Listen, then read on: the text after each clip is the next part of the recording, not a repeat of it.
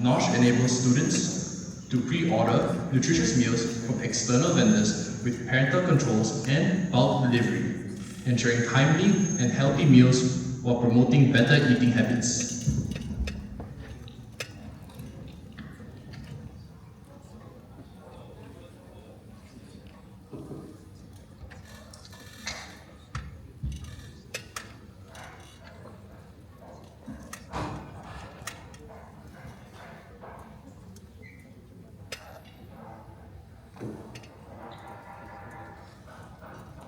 And now presenting Scape.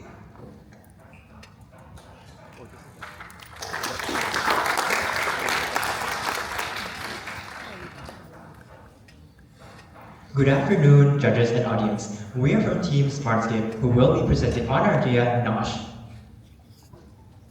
Canteen vendors are disappearing from schools in Singapore. At least 35 schools are now turning towards robotic cooking solutions and vending machines. However, we interviewed some students and found out that the portions are small and filled with processed foods. And the current canteen vendors have long lines, giving students little time to eat. However, we also noticed at the same time that some large external food vendors are constrained to their physical location, so they're not doing very well. So our goal is to be the connection bridge between the demand from schools and the supply from external food vendors by utilizing their current existing knowledge and resources to the fullest. Introducing Nosh. This is an app that allows students to pre-order meals from the external vendors to their school. We have nutrition analytics features and parental control. And also, we group vendors and schools into different areas. So every school inside the same area will have the same food options. However, the options can change every week. So this is how Nosh works. The students register on the application, then they can link their account with a parent's account. The parents can then use parental control, such as dietary restrictions, a budget cap, and check the nutrition. Then the student, depending on their age, can browse the menu option and then order at least one day in advance. But the parents should top up money on the student's account because it will be deducted per order.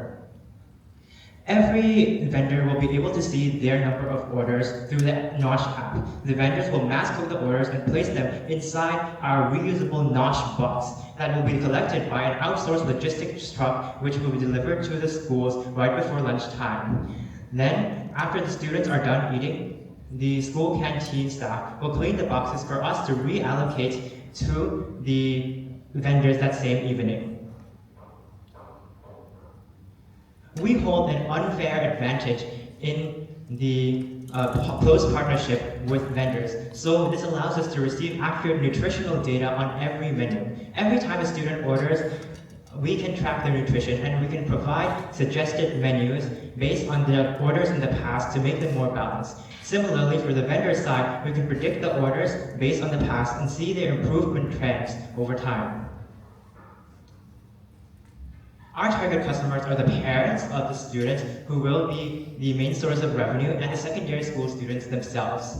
And from the field interviews, we found that we have support from both the students and the parents, and our next step would be to reach out to MOE for a partnership. We are unique and also better than Grab because we are very quick and efficient for the students and we use bulk delivery. Also, we're different from the cookhouse model that is currently gaining popularity because we have a variety of choices and options that are rotating. And most importantly, we attract our target customer, the parents, through our nutrition data and parental control features. Okay, thank you, Chuck. So now let's move on to the business model of Nosh.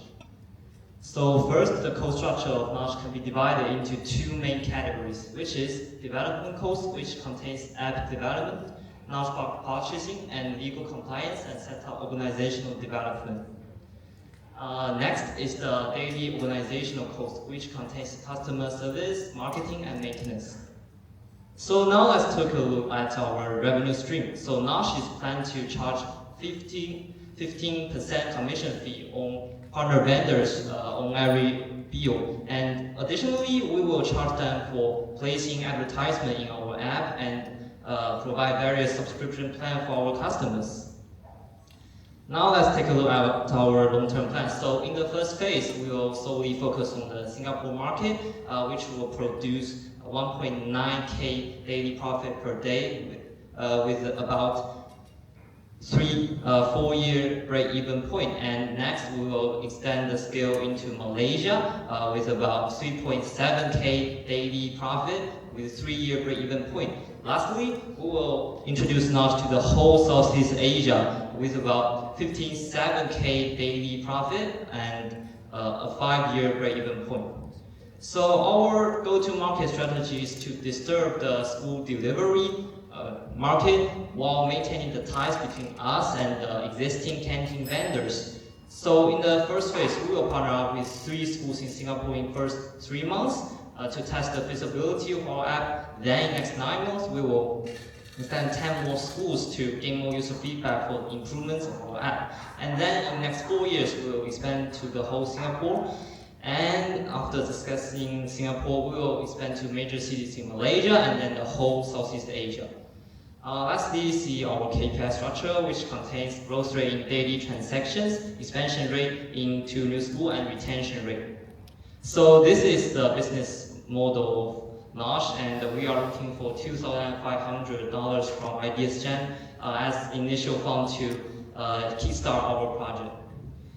And meet our team, Chuck, Hongyu, Xiaoyang, and Shiming.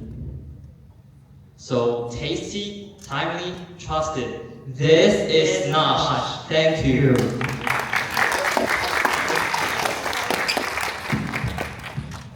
Okay, we'll now move on to the Q&A session for Scape. Hello. Yeah. Hi. I've got a question, right? What happens, or what are you going to deal with if the food is not delivered, or the food is delivered with suboptimal ingredients or uncooked food and stuff like that?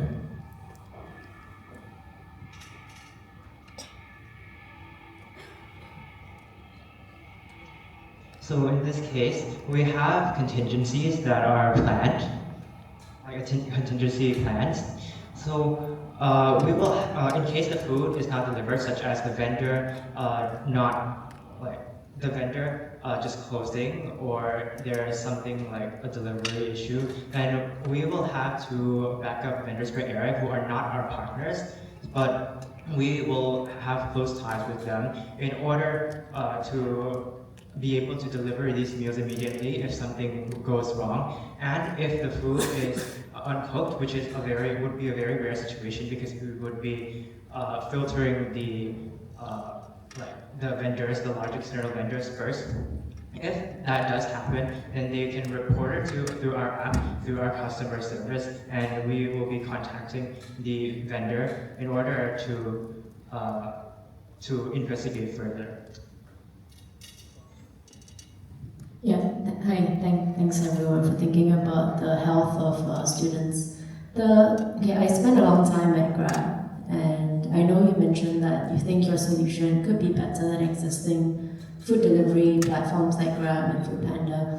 Have you thought about why you would be, like what your edge would be over the existing players who already have nearby restaurants or food providers to these schools and can actually figure out a way to offer bulk deliveries? What would your special ingredient be relative to these guys?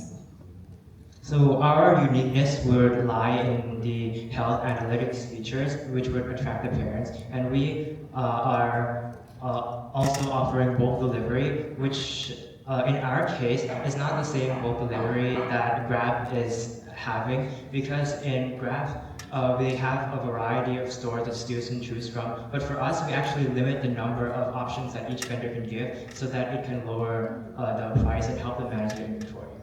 So what is that, I guess, reduced scope? So how many vendors are you thinking of within what distance from the school? Because I noticed, I'm looking a bit into your profit calculation on the back. The biggest cost of running a business like this is the operational cost, not the tech cost, not everything else that you put up front in the slides. But in the back, I see you have deducted operational costs, but your human cost is only $82 per day, which I assume is the cost that you're expecting to pay a driver to deliver from all the vendors to one school. Is that correct? Actually, the estimated human cost is for per school per day. So actually, one driver is not necessarily can just deliver the food from one dense area of vendors to one school, but he will collect food from various vendors, various areas to different schools. So I only write this because it's to simplify the calculation. Got it. So how many hours do you expect, sorry, I'm diving a little bit into this. How many hours do you expect the driver to be spending collecting from all the vendors to the schools that he would be going to? Because I think the unit economics part is really critical to whether your business model will work. Okay, so for us, we will use AI or some tools to create a map for us to get the best route for the drivers to deliver food, and the hours may be half an hour or an hour for one driver to collect the food and deliver to two to three areas of schools. We will pack some nearby schools together to within an area.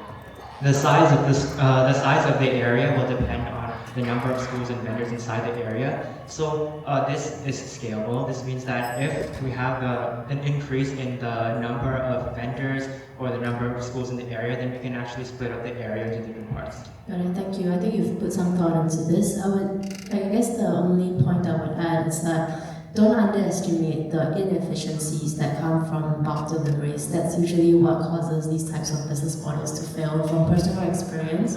Because you think about one driver, and obviously Grab and Foodpanda and all the other platforms have looked a lot into this area, right? That's why you have multi-stop deliveries. And the whole objective is also, like you said, to bring down the average cost for each delivery. But there's a lot of inefficiencies because each vendor has different prep times, and depending on which vendors get more orders than others, the prep time can vary. And then the driver has to wait for all the vendors to be ready before he can start dropping off orders at schools. Picking the right orders to drop off at a specific school, getting back in the car, the truck, or whatever it is, and then going to the next one, all that takes a lot of time. Then you have to think about food safety. If the orders have been on the road for more than an hour, they're not fit for consumption anymore. So some of these things could really affect your unit economics, which then ultimately will determine whether you'll succeed or not. Okay. Thank you for the suggestion. Thank you. Okay, let's have a round of applause for Scape.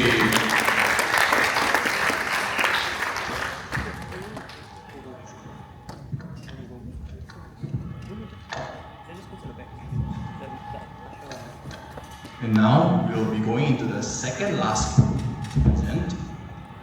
We're going with 8Me, an AI